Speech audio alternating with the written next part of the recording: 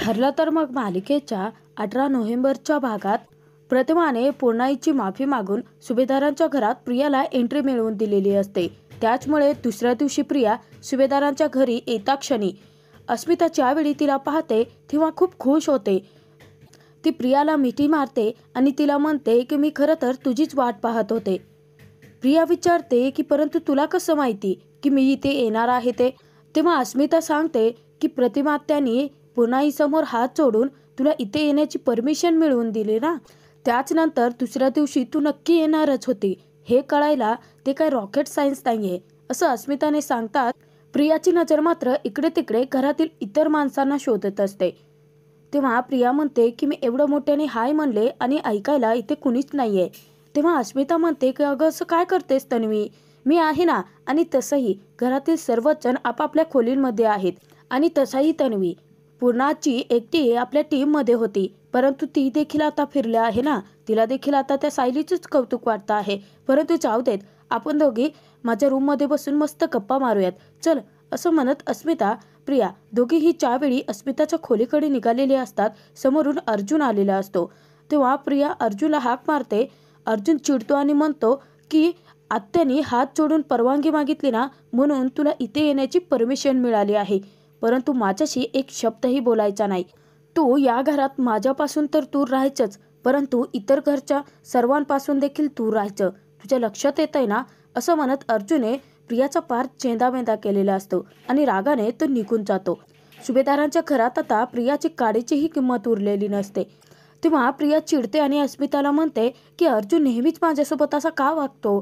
तेव्हा अस्मिता म्हणते की जाऊ देत ना, तो आधीपासूनच उत्कटासारखा वागत तर होताच, परंतु आता बायको आल्यापासून तर डोकं फिरल्यासारखाच वागतो आहे, त्याच्याकडे लक्ष देऊ नकोस, चल आपण माझ्या रूममध्ये बसून गप्पा मारूयात, असं म्हणत अस्मिता प्रियाला घेऊन तिच्या रूमकडे जाते।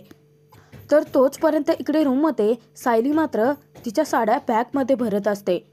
तेव्हा तिथे सायली विचार करते की पूर्णा आजीनी तर मधुभाऊंना सुभेदारांच्या घरी राहण्याची परवानगी दिली आहे, परंतु आता मधुभाऊ देखील जायला निघतील ना, मग मी त्यांच्यासोबत जाऊ की नको?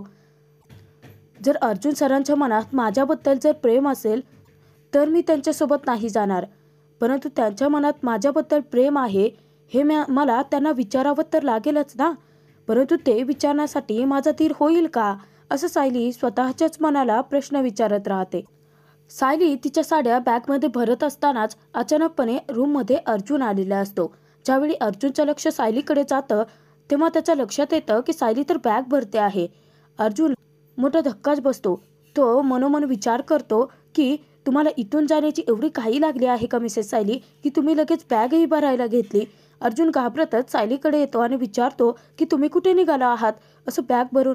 तेव्हा सायली म्हणते की अहो या ठेवणीतल्या साड्या आहेत ना, त्याच बॅगेमध्ये भरते आहे। या सर साड्या फक्त सणासुदीलाच बाहेर येतात ना, आणि तसंही तुम्ही जी मला पाडव्यासाठी साडी दिली आहे ना, ती देखील मी याच्यामध्ये ठेवते आहे। तेव्हा कुठे अर्जुनच्या जीवात जीव येतो। सायली अर्जुनला विचारते की परंतु तुम्हाला असं का वाटलं की मी बॅग भरून कुठेतरी बाहेर जाते आहे? तेव्हा अर्जुन सायलीला सांगतो की मला वाटलं मधुभाऊ सुटले आहेत ना आता, मग तुम्ही मला न विचारता त्यांच्यासोबत निघून चाललात। तेव्हा सायली म्हणते की असं कसं सर, तुम्हाला न विचारता मी असं का निघून जाईन? सायली पुढे अर्जुनला सांगते की तसंही मी आधी मधुभाऊंना विचारेल आणि मग काय ते ठरवेन ना। त्यानंतर सायली बॅग तिच्या कपाटामध्ये ठेवून देते आणि त्यानंतर ती खालती चाललेली असते। तेव्हा अर्जुन विचार करतो की यांना माझ्या मनातले प्रेम का कळत नाहीये। ज्यावेळी सायली खालती निघालेली असते तेव्हा अर्जुन पटकन येऊन सायलीचा हात पकडतो आणि तिला सांगतो की प्लीज तुम्ही असं जाऊ नका। तेव्हा सायली अर्जुनने हात पकडलेला असतो तिकडेच पाहत असते। तेव्हा अर्जुन पटकन सायलीचा हात सोडतो। अर्जुनला देखील अगदी मनापासून सायलीने जाऊच नये असं वाटत असतं, परंतु त्याची सायलीला प्रपोज करण्याची हिंमतच होत नसते। तर इकडे महिपतने त्याच्या 2 गुंडांना बोलावून घेतलेलं असतं आणि तो त्यांच्यावरती खूपच चिडलेला असतो। त्याआधी तो फुलबाजी उडवतो आणि तो साक्षीला विचारत असतो दिनदिन दिवाळीचं जे गाणं आहे त्याच्या पुढे नक्की काय म्हणायची? माझी आई काहीतरी म्हणत होती, परंतु साक्षी तुला कसं माहीत असणार ना? तर तोचपर्यंत ते फुलबाजे संपतात। त्यानंतर ते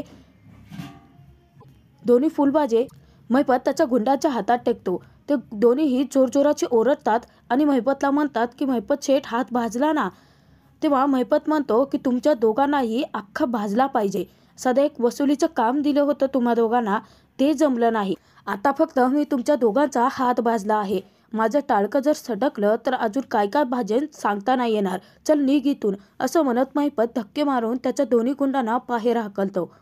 ते दोन्ही गुंड निघून गेल्यानंतर साक्षी महिपतला विचारते की वड्याचं तेल वांग्यावर का काढता यांना. त्याचा अर्थ महिपतच्या लक्षात आलेला असतो. तेव्हा साक्षी म्हणते की मला चांगलेच माहिती आहे की तुमच्या मनातला हा राग अर्जुन सुभेदारवरचा आहे, परंतु तो राग तुम्ही तुमच्या माणसांवर का काढताय. तेव्हा महिपत म्हणतो की मग कोणावरती काढू, तुझ्यावरती काढू का. खरं तर हा राग ना तुझ्यावरतीच काढायला पाहिजे. आजपर्यंत या महिपतने एवढे सारे मर्डर केले, एवढी माणसं जाळली, परंतु एक डागही लागला नाही या महिपतच्या कॉलरला. आणि तू तू काय केलेस. तुझे हात चिकनाने बरबटले आणि तोच चिकून माझ्याही अंगावरती उडाला. आता साक्षीमुळे महिपत देखील अडकलेला असतो. तू पिंडक टोक्याने खून केला ना, ते सगळं प्रकरण आले आपल्या अंगाशी आता. महिपतचा साक्षीवरती नुसता संताप होत असतो. तेव्हा घाबरलेली साक्षी महिपतला सांगते की तुमचं बरोबर आहे, हे सगळं कसं सुरळीत चालू होतं अगदी आपल्या पद्धतीने, परंतु ते अर्जुन सुभेदाराने त्या रात्री मी आश्रमातच हजर होते, मी हॉटेलमधून गायब झाले होते, हे कोर्टात प्रूव्ह केलं ना. आणि आता तर काय, त्या मधुकर पाटलाला सुद्धा बेलवरती सोडवलं आहे त्याने. अहो अण्णा, त्याने हे देखील कोर्टात प्रूव्ह केलं आहे की तो खून घडत असताना एक तिसरी व्यक्ती देखील तिथे हजर होती. हे सगळं बोलत असताना साक्षी गडबडलेली असते, घाबरलेली असते. आणि एकदा का अर्जुने कोर्टात हे प्रूव्ह केलं ना की ती तिसरी व्यक्ती दुसरी तिसरी कोणी नसून मीच होते, तर मग संपलं अण्णा सगळं. मग काय, मला ती लोक फासावरती चढवतील. आणखीन काय होणार आहे, हेच होणार आहे ना, मला फासावरती जावं लागेल, असं म्हणत साक्षी नुसती वेड्यासारखी बडबडत असते, घाबरून गेलेली असते, गांगरलेली असते. तेव्हा महिपत चिडतो आणि साक्षीला म्हणतो की परत परत तेच तेच बोलू नकोस, वास्तू तथास्तू बोलत असते. आता तू गप्प बसायचं. परंतु मी नाही गप्प बसणार. आता या अर्जुन सुभेदाराला मला दाखवायलाच पाहिजे की हा महिपत शिकरे एकदा का पेटला की कसा वनवा पेटवतोय. असं म्हणत महिपत शिकरे हा अर्जुनवरती चावताळून उठलेला असतो. हा महिपत आता सगळीकडे कशी बघ राग नुसती राग करून टाकतो. आता त्या अर्जुन सुभेदाराला दाखवावाच लागेल इंगा. महिपत आता खूप रागाने पेटलेला असतो आणि साक्षी मात्र घाबरलेली असते. तिला अजूनही भीती असते की महिपत रागाच्या भरात काही चुकीचं नाही करायला पाहिजे. तर तोचपर्यंत इकडे अर्जुने सायलीचा हात पकडून तिला थांबवलेलं असतं. अर्जुन तिथे सायलीला म्हणतो की तुम्ही आता इथेच थांबा, तुम्ही खालती जाऊ नका. आणि असंही मिसेस सायली, प्लीज मधुभाऊंच्या समोर जाण्याचा विषय तुम्ही स्वतःहून काढू नका, असं अर्जुने सांगता क्षणी सायली त्याला प्रश्न विचारते की परंतु असं का. तेव्हा अर्जुन सायलीला खोटं सांगतो, म्हणजे थांबवण्याचा तो प्रयत्न करत असतो. तो म्हणतो की मधुभाऊ कित्येक दिवसानंतर आपल्या माणसात परत आले आहेत ना, बघा ना ते किती खुश आहेत. हे बघा, मधुभाऊंना जितके दिवस या घरात राहायचे आहे ना, तितके दिवस आपण इथे राहू देऊयात, असं अर्जुने सायलीला सांगितलेलं असतं. तेव्हा सायली मनात विचार करते की माझी देखील तीच अवस्था आहे. मला देखील हेच वाटतं आहे की मधुभाऊंनी इथे राहावं, तेही खूप दिवस, परंतु मधुभाऊ जाता क्षणी मला देखील त्यांच्यासोबत जावं लागेल. मी तुम्हाला आता इथे पुन्हा राहण्याचं काय कारण सांगणार आहे. आपल्या कॉन्ट्रॅक्टप्रमाणे आता मधुभाऊ सुटले आहेत, ते परत जाणार, तेव्हा मला देखील त्यांच्यासोबत जावंच लागेल ना सर, असं सायली विचार करत असते. तेव्हा अर्जुन विचारतो की काय झालं, कसला विचार करताय तुम्ही. तेव्हा सायली त्याला म्हणते की नाही, काही नाही. आणि सायली जेव्हा खालती जायला निघते, सायली असाच दरवाजा उघडणार इतक्यात अर्जुन सायलीला म्हणतो की तुम्ही माझ्या सिस्टीममध्ये उतरलात मिसेस सायली. तेव्हा सायलीला अर्जुनचं बोलणंच समजलेलं नसतं. अर्जुन सायलीकडे येतो आणि सायलीला म्हणतो की मला तुमच्या असण्याची सवय झाली आहे मिसेस सायली. जेव्हा मी घरी परत येतो तेव्हा तुम्ही नेमक्या माझ्यासमोर असता, किंवा मी जरी रूममध्ये एकटा असलो तरी मला हे माहिती असतं की तुम्ही घरात कुठेतरी आहात. मला तुमच्या असण्याची सवय झाली आहे मिसेस सायली. तुम्ही माझ्या लाईफमध्ये नव्हतात, ते दिवस देखील मला आता आठवत नाही आहेत. अर्जुन सायलीच्या समोर त्याच्या मनातलं प्रेम व्यक्त करत असतो, तेही नकळतपणे. मी घरी असो किंवा ऑफिसमध्ये, परंतु माझ्या डोक्यात सतत तुमचेच विचार सुरू असतात मिसेस सायली, असं अर्जुन खुश होऊन सायलीला सांगतो. तेव्हा सायली चकित होऊन अर्जुनला विचारते की म्हणजे माझ्या सतत तुमच्या डोक्यात विचार चालू असतात म्हणजे काय? तेव्हा अर्जुन थोडासा गडबडतो. अर्जुनच्या नजरेला नजर देऊन प्रेमाची कबुली देऊ शकत नसतो. म्हणून अर्जुन पटकन तोंड फिरवतो आणि सायली त्याला पुन्हा विचारते की सांगा ना सर, सतत माझे विचार का चालू असतात डोक्यात? तेव्हा अर्जुन सायलीला म्हणतो की तुमच्या आणि मधुभाऊच्या केसचे विचार चालू असतात. तुमच्या हातच्या कॉफीचे सतत विचार चालू असतात. जर ऑफिसमध्ये मी डबा घेऊन नाही गेलो किंवा जर ऑफिसमध्ये मी गेल्यानंतर नाही जेवलो तर तुम्ही माझ्यावरती किती चिडाल, हा विचार चालू असतो. माझ्या चारही बाजूनी तुम्हीच आहात मिसेस सायली. तुमच्या विना एका क्षणाचाही मी विचार नाही करू शकत.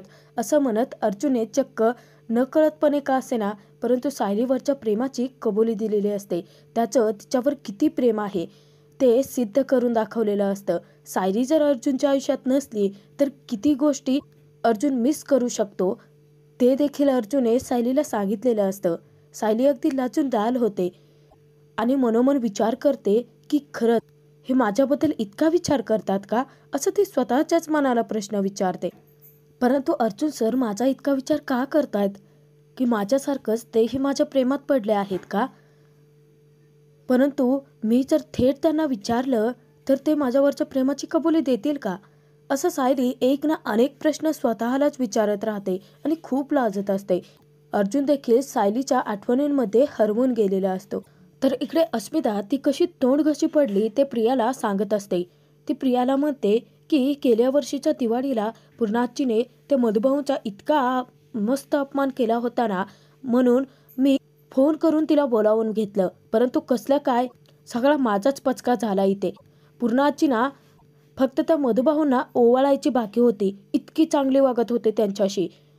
तेव्हा तिथे प्रियाचा देखील नुसता चळफळाट होत असतो, संताप होत असतो. यांचं ना एक काय ते ठरत का नाहीये तेच मला कळत नाहीये. आपण दोघी बघ ना किती फोकस्ड आहोत. आपल्याला सायलीला घराबाहेर काढायचं आहे म्हणजे काढायचं आहे, अर्जुनचं लग्न मोडायचं आहे तर मोडायचं आहे. परंतु यांचं तिसरंच काहीतरी चाललेलं असतं. अस्मिता देखील चिडचिड करत असते.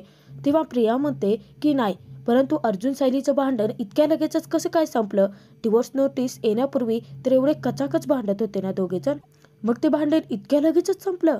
तेव्हा तिथे अस्मिता म्हणते की त्या डिवोर्स नोटीसवरून माझं लक्षात आलं, त्याबद्दल मला खरं तर तुला काहीतरी विचारायचं होतं. असं अस्मिताने म्हणता क्षणी अचानकपणे प्रतापने अस्मिताला बोलावलेलं असतं.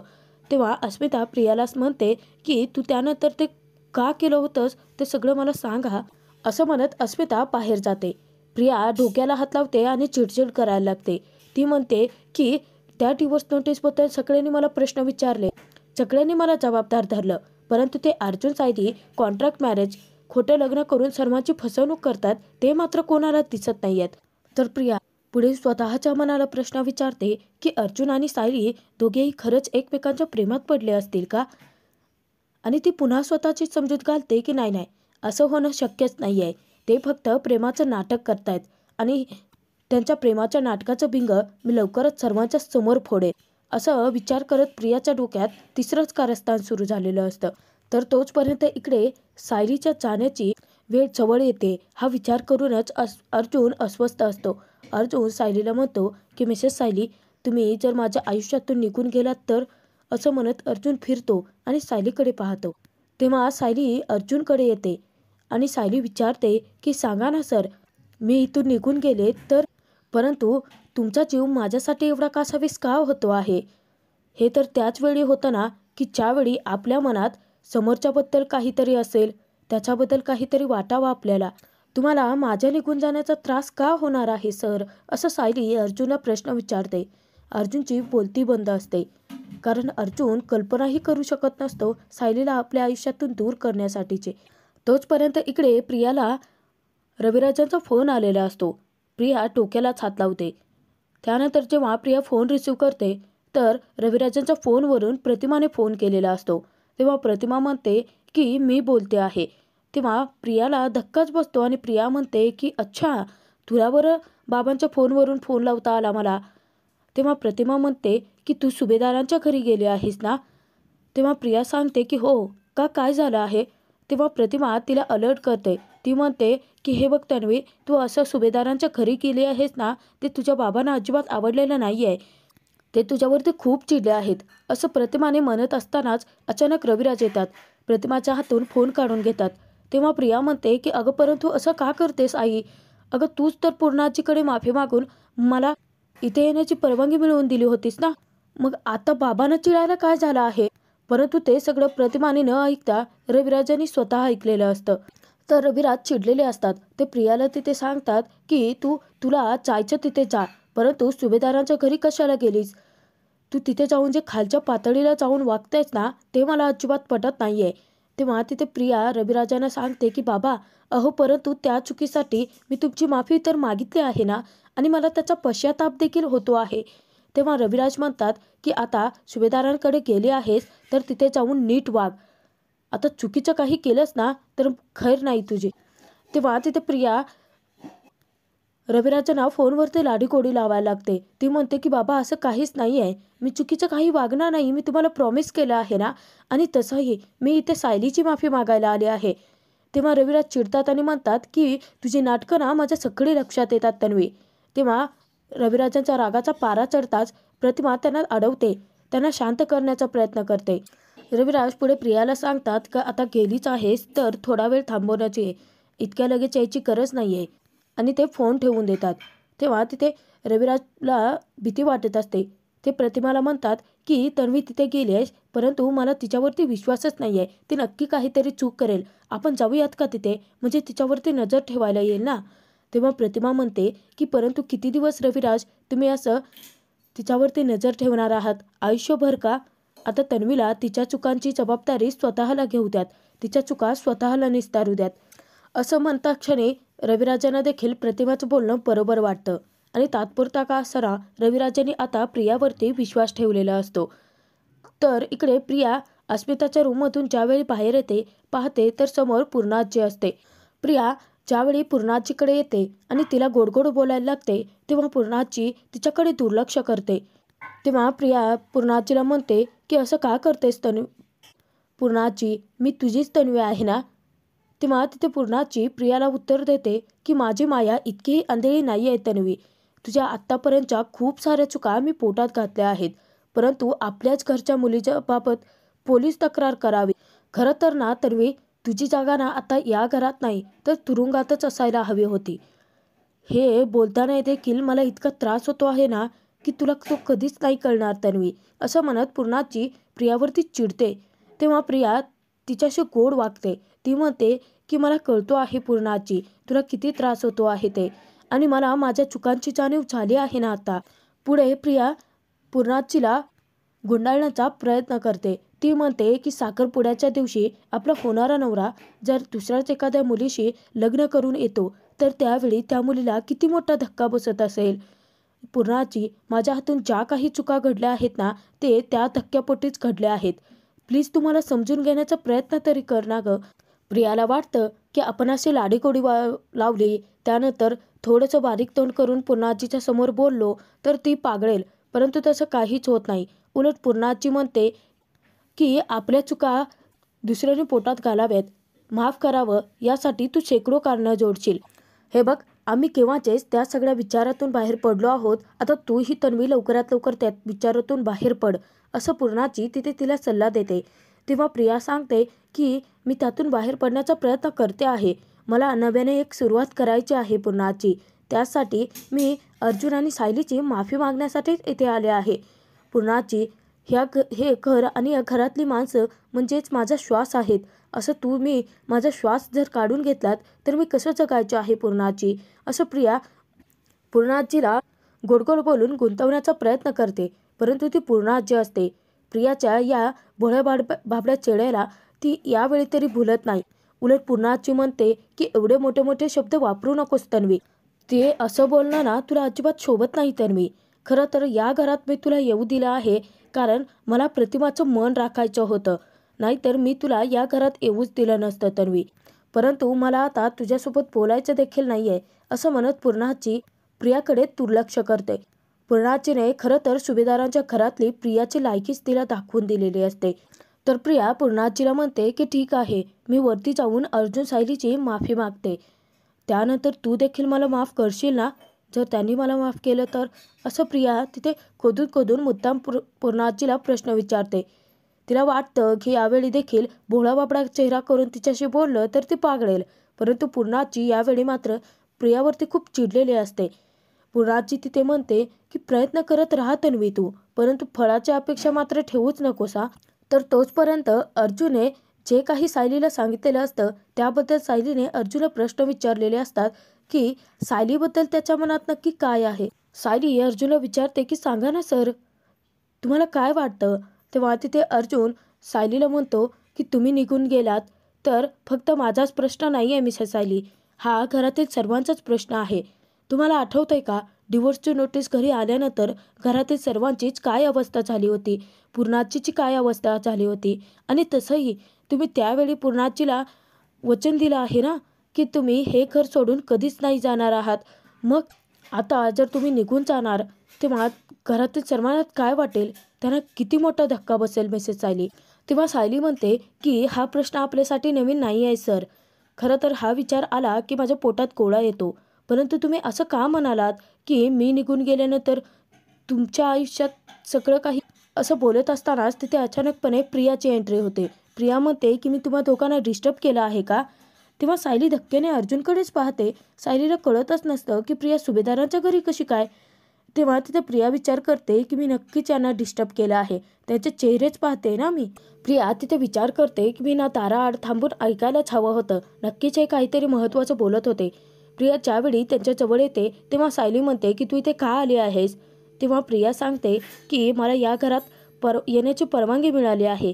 तेव्हा अर्जुन म्हणतो की हे बघ, आम्ही प्रतिमात्याचा रिस्पेक्ट करतो ना, म्हणून आज तू या घरात उभी आहेस. परंतु मी तुला बजावलं होतं की कोणाच्याही जवळ जाऊ नकोस. तेव्हा प्रिया तिथे नाटकं काढायला लागते. परंतु ते अर्जुन सायली असतात जे की कधीच तिच्या नाटकाला भुलणारे नसतात. प्रिया तिथे म्हणते की तुम्ही एखाद्या दरोडेखोर गुन्हेगार असल्यासारखं माझ्याशी असं का वागताय. माझ्या अर्जुनवरती प्रेम होतं, ही गोष्ट मी कधी नाकारलेलीच नाही आहे. असं म्हणता क्षणी सायली अर्जुनकडे रागाने पाहत असते. मला या सगळ्यातून बाहेर पडायचं आहे, परंतु बाहेर पडण्यासाठी तुम्ही देखील माझी मदत करायला हवी आहे ना. प्लीज तुम्ही माझी मदत कराल का, असं प्रिया तिथे विचारते.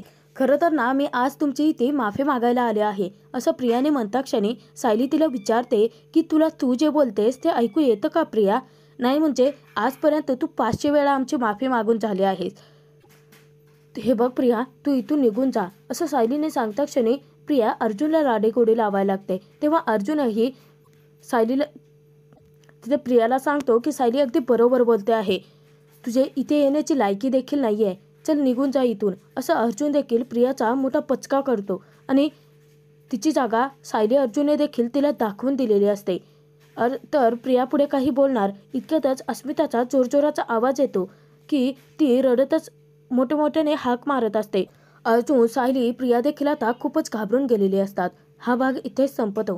पुढील भागात आपण पाहणार आहोत अर्जुन सायलीला प्रपोज करण्यासाठी एक बुके घेऊन आलेला असतो. अर्जुन तिथे म्हणतो की मिसेस सायली, आज माझ्या मनात नक्की तुमच्याबद्दल काय आहे हे मला तुम्हाला सांगायचं आहे. तेव्हा तिथे प्रिया विचार करते की अर्जुन, तुझं सायलीवरती खरं प्रेम नाही आहे हे मला चांगलंच माहिती आहे. परंतु प्रियाचा मोठा पचका होतो कारण अर्जुन मोठ्याने सायलीला प्रपोज करतो, त्याचं खरं प्रेम असल्याचं सांगतो. तेव्हा प्रिया म्हणते की अर्जुन, तुझं सायलीवरती खरं प्रेम आहे, परंतु तुझं तेच खरं प्रेम तुझ्या खोट्या कॉन्ट्रॅक्टसारखं